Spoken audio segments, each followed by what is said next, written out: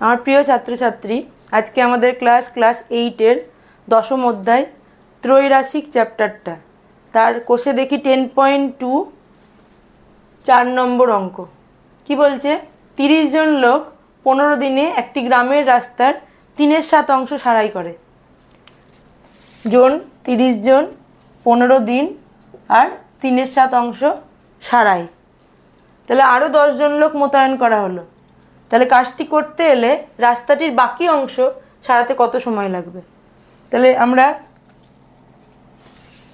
কত দিন সময় লাগবে, তাহলে আমরা একটা হচ্ছে দিন সংখ্যা, একটা হচ্ছে জন সংখ্যা, আর একটা কি আছে রাস্তার পরিমাণ।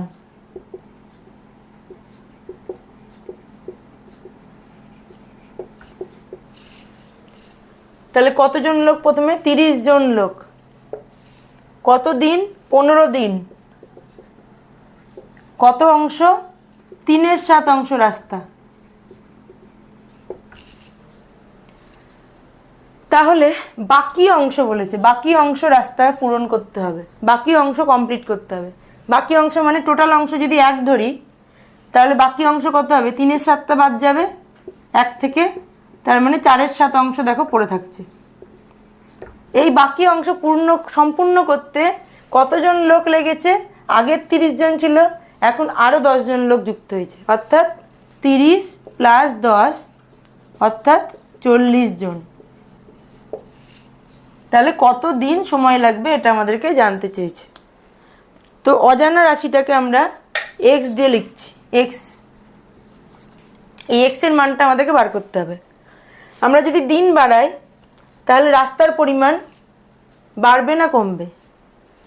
15 দিনে যদি 3/7 অংশ করে, তাহলে দিন বাড়ালে অবশ্যই বেশি অংশ করবে। তার মানে কি এই দুটো সম্পর্ক সরল সম্পর্কে থাকছে। তাহলে নিচ থেকে যদি ওপরে পাঠাই তীরটাকে, এই দিকেও নিচ থেকে ওপরে, অর্থাৎ এই সম্পর্ক দুটো কি হচ্ছে? সরল সম্পর্কে থাকছে।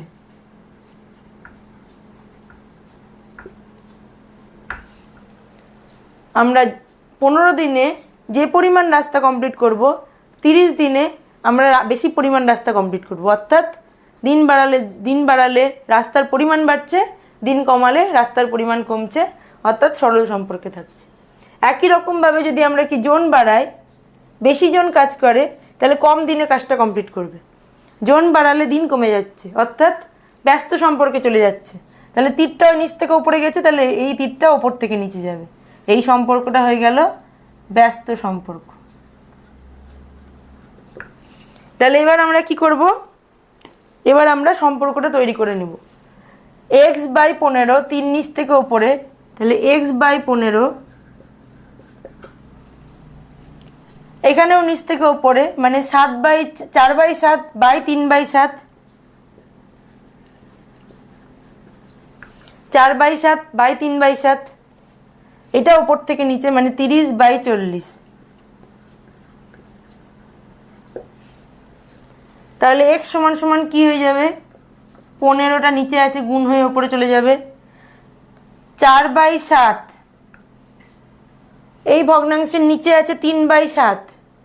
এই ভগ্নাংশটা যখন পাশে গুণ করে নিয়ে যাব, দুটো ভগ্নাংশ এখানে ভাগ হয়ে আছে, এই ভগ্নাংশটাকেই যখন পাশে গুণ করে নিয়ে যাব, উল্টে গিয়ে 7/3 হয়ে যাবে।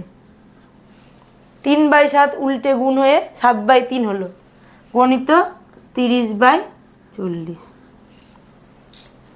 এবার এই 7 বাদ যাবে, এই 4-এর সঙ্গে কি হচ্ছে? 40 কেটে 10 হচ্ছে, এই 3-এর সঙ্গে 30 কেটে 10 হচ্ছে, আবার এই 10 কাটছে, আর এখানে শুধু 15 পড়ে থাকছে। তার মানে এই দেখো আমাদের 15 হচ্ছে এক্সের মান। তাহলে এক্সের মান চলে এলো আমাদের 15 দিন। তাহলে কাজটা কি বলছে? বাকি কাজটা, রাস্তাটির বাকি অংশ সারাতে কতদিন সময় লাগবে? সেই এক্সের মান হলো 15 দিন। 15 দিনে বাকি অংশ কমপ্লিট করবে, অর্থাৎ 4/7 অংশটা বাকি অংশটা কমপ্লিট করতে 15 দিন লাগবে। 3/7 অংশ 15 দিনে করছে, বাকি 4/7 অংশ 15 দিনে করছে, অর্থাৎ টোটাল এক অংশ করতে তার ওই রাস্তার সম্পূর্ণ কাজ কমপ্লিট করতে 15 + 15 30 দিন সময় লাগছে। তাহলে আজকে আমাদের অঙ্ক এখানেই কমপ্লিট হলো। নেক্সট অঙ্কগুলো তোমরা দেখতে থাকো।